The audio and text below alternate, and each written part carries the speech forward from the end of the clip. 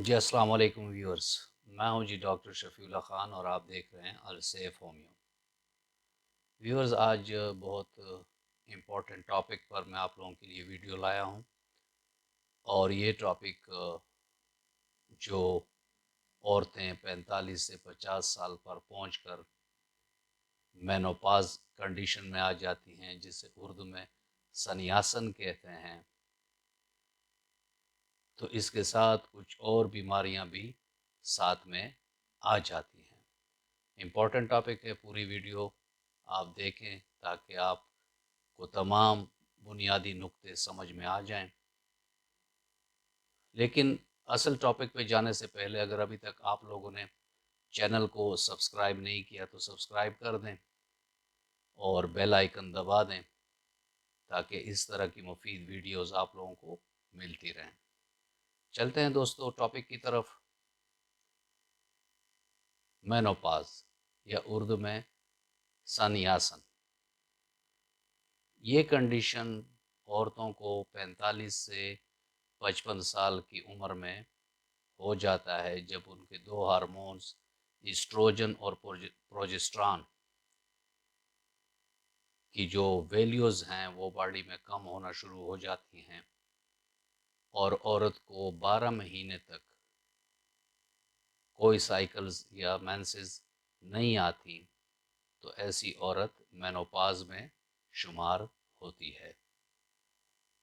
इसके साथ जैसे ही मेनोपॉज हो जाता है तो औरतों को कुछ और तकलीफ का सामना करना पड़ जाता है, जिसमें सबसे पहले हॉट फ्लैशेस आते हैं, यानी गर्मी, अचानक से गर्मी लगना, ख्वाह बहुत सर्दी हो, कंबल और हीटर वाली सर्दी हो, लेकिन ऐसे पेशेंट्स को सख्त गर्मी लग जाती है।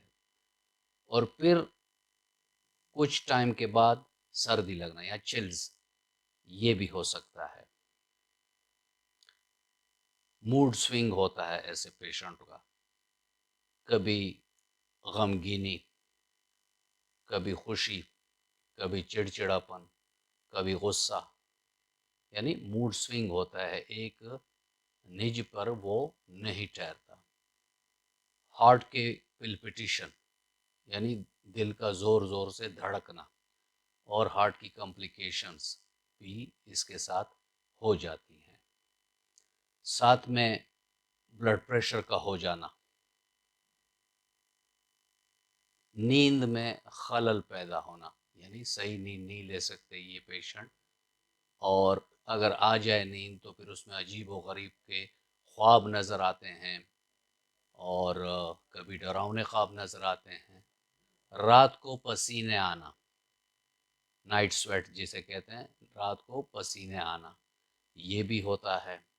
साथ में ऑस्टियोपोरोसिस का प्रोसेस शुरू हो जाता है, हड्डियों का भुरभुरापन या हड्डियों की कमज़ोरी ले लें। बेचारी ऐसी औरतें अगर कहीं ठोकर लग जाए या गिर जाएं तो अक्सर अक्सर उनका पेल्विक का बोन टूट जाता है।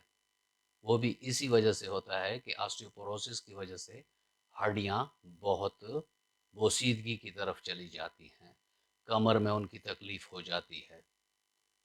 विजाइनल ड्राइनेस, तो ये इतनी उम्र तो नहीं होती, हस्बैंड भी होता है तो इनकी जो इज़्दिवाजी ताल्लुक़ है वो भी मुतासर होता है इस बीमारी की वजह से।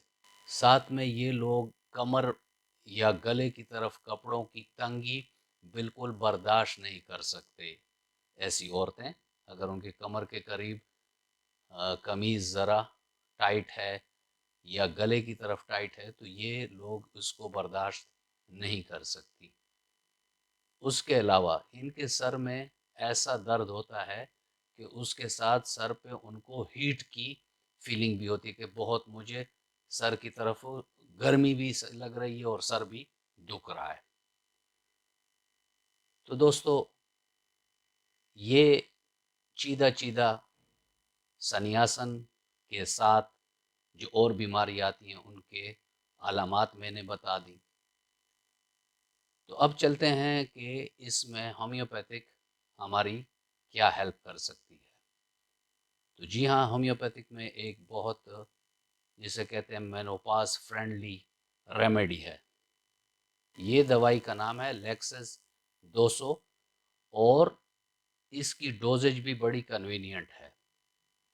یعنی یہ مریضہ اگر اس کو یہ علامات ہیں جو میں اوپر بیان کر چکا ہوں تو یہ مریضہ لیکسس 200 صبح نہار نیم گرم پانی میں ناشتے سے پہلے لے لیں.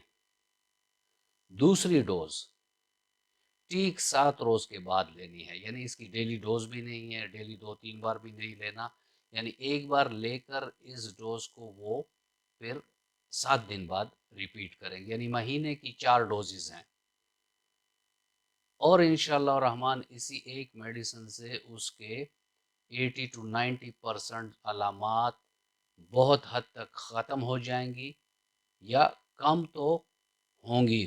یعنی وہ اپنے اس کا جو ڈیلی لائف سٹائل ہے اس میں کافی حد تک اس ایک دوائی کے لینے سے فرق آ جائے گا. باقی تو مینوپاز میں ہماری ہومیوپیتھک کی اور بھی میڈیسنز ہیں، سی پیا ہو گیا، فولیکیولم ہو گیا، اور میڈیسن ہے علامات کے مطابق. اور میرا مشورہ بھی یہی ہے آپ لوگوں کو کہ جب بھی آپ لوگوں کو ایسا کوئی مسئلہ ہو تو سیلف میڈیکیشن سے اچھا ہے کہ کسی اچھے ہومیوپیتھ سے اپنی علامات بتا کر وہاں سے دوائی آپ لوگ لے لیں. تو یہ تو علامات اور دوائی ہو گئی. اس کے بعد ہم چلتے ہیں کہ وہ کون سے ایسے ڈائٹس ہیں، خوراک، فوڈ ٹپ کہ جو اگر آپ لیں تو اس میں آپ کے جو مینوپازل سمٹمز ہیں وہ بہت حد تک اس میں کمی آئے اور آپ کی ویل بینگ یعنی ہیلتھ جو ہے وہ اچھی رہے. فوڈ ٹپس کے لیے میں آپ کو چارٹ پہ لے کر چلتا ہوں. چارٹ میں آپ دیکھ رہے ہیں کہ ایسے مریض اگر نشے کی کوئی عادت ہو، ایسی عورتوں کو سگریٹ، وائن یا شراب، اول تو ہمارے ملکوں میں اس ٹائپ کی چیز ہوتی نہیں ہے عورتوں میں، لیکن بتانا ہمارا فرض ہے. اس کو ڈسکنٹینیو کر دیں. ڈیلی ورزش ہو گئی یا واک ہو گیا، یہ کرنا چاہیے. ڈائٹ میں وٹامنز، منرل، یہ چیزیں جو ہیں زیادہ ہونی چاہیے. ساتھ میں جو سب سے ضروری ہے وہ ہے کیلشیم کا انٹیک، تاکہ آسٹیوپوروسس میں جو ہڈیاں نرم پڑ جاتی ہیں یا ہڈیوں میں کمزوری آ جاتی ہے تو وہ مسئلہ حل ہو.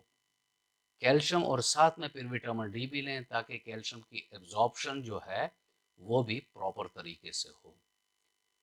تو یہ چارٹ پہ آپ تمام چیزیں آپ لوگوں نے دیکھ لی اور یہ تھی آج کی ویڈیو. امید کرتا ہوں دوستوں کہ آپ کو پسند آئی ہوگی، اور اگر پسند آئی ہے تو لائک کا بٹن دبا دیں اور شیئر کر دیں تاکہ آپ کے فیملی، فرینڈز یا جو سرکل ہے آپ کا سوشل میڈیا پر یا جن کے ساتھ آپ کا دل کرتا ہے کہ یہ نالج جو ہے میں ان کے ساتھ شیئر کر لوں، تو یہ ویڈیو آپ شیئر بھی کر دیں تاکہ اور لوگوں کو بھی اویئرنیس ہو سکے.